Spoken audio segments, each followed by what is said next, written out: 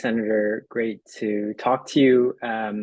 I spend a lot of time speaking to your staff, and they're just fantastic. So please pass along my thanks to all of their time.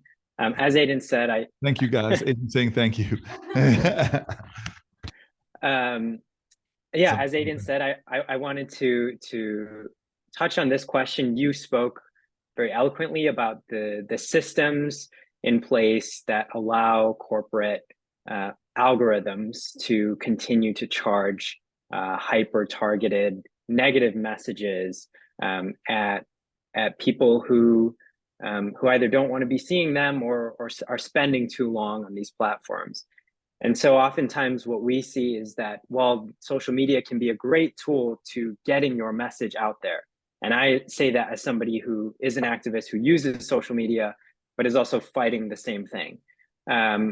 My question for you is what role can Congress and the government play in this area? We've seen so much conversation now around the impact of harmful algorithms, and we've heard testimony time and again about the impacts of Facebook, TikTok, Snapchat, Instagram on younger users.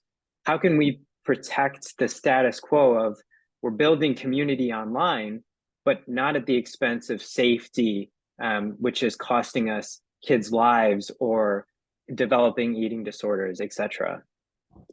Well, Zamaan, I was told this was going to be a conversation, so I'm going to take this as my first opportunity to turn a question back on somebody, because I know you spend a lot of time and have formed these sort of platforms and organizations, or part of them, to deal with this issue. And there's a debate amongst my Democratic colleagues about how to approach this. And so I'm just curious in the spread of debate, because there are people that want to ban some of these platforms from being accessible from kids in grade school or high school. And so I'm just curious if you were, I don't know what state you're in right now. What state are you in right now? I'm in Illinois. So thank God you're not from New Jersey. If you were the senator from Illinois, I didn't want to say senator from New Jersey. I didn't want the competition. But if you were senator from Illinois, I mean, sincerely, what would be some of the first things you would want to do? Yeah, I appreciate the question. I think the challenges in this area are around how do we continue to allow access while also putting in place the safeguards.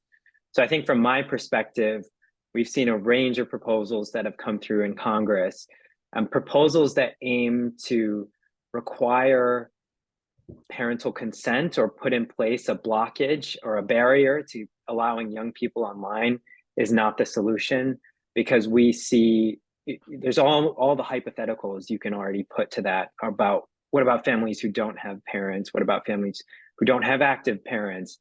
Parents who don't have the time to spend figuring out whether a platform is safe for their child to get on or not. Those are the challenges that we see, and I haven't seen those questions fully answered. I do think the status quo isn't working, though, and that's why we've continued to do our advocacy in this space and will continue to do so. My co-chair, Emma Lemke, testified before the Senate Judiciary Committee on this very issue.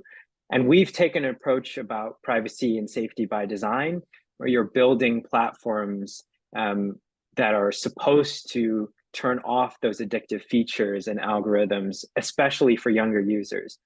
I think there's a short and long term here. Short term, kids need protections online. That's like a fundamental basic value that I think most Americans, and polling suggests, most Americans think is necessary. But the longer term view is we're creating silos of the internet where anyone under the age of 18 has strong privacy provisions. And then the second you turn 18 or 19, then all of a sudden all the guardrails are off and you are at the whims of these algorithms all over again. So I think from my perspective, I would love to see mandates and requirements around what kind of tools and what kind of products these social media companies can create, especially for younger users, where we don't see those harmful defaults, for example, enabled, where we don't see endless data collection on kids and teens, but also keeping in mind that these tech companies have said that they are trying to do this and have skirted their responsibility for years and years. So, but I would push back a little bit. So I'm with you. Like I see what young disruptors are doing that is so positive. And I'm an avid social media user. And sometimes when I'm on, scrolling on Instagram, I'm blown away by and inspired, frankly, and informed by your generation on a lot of issues. Yet at the same time, I have to be frank with you. If I had a child and they were 14, 15, I would do everything I could to keep them off of these platforms. I just would. I've read study after study about the impact it has on self-concept, self-esteem, the correlations between mental health issues.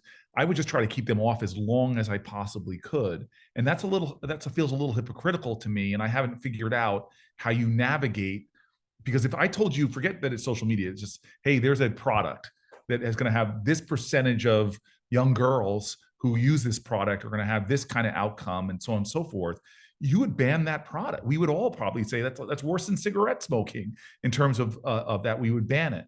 So it's just hard for me. I have young people come up to me often about thoughtful movements. Like, we think in this city you should be able to vote at 16. And when they come up, they know more about the issues at 16 than some people I know that are in their 40s.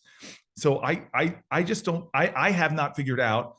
I've got multiple Democratic colleagues trying to get me on their bills. I know you've been talking to some of my team, but I'm sincerely telling you right now, there are some things I know that we need to do that are sort of like small ball, but I don't know how to solve for this. And again, the lobbyists here for all these tech companies, they're very motivated to keep their profit model that they have right now as well. And it doesn't often align with the best interests of our children.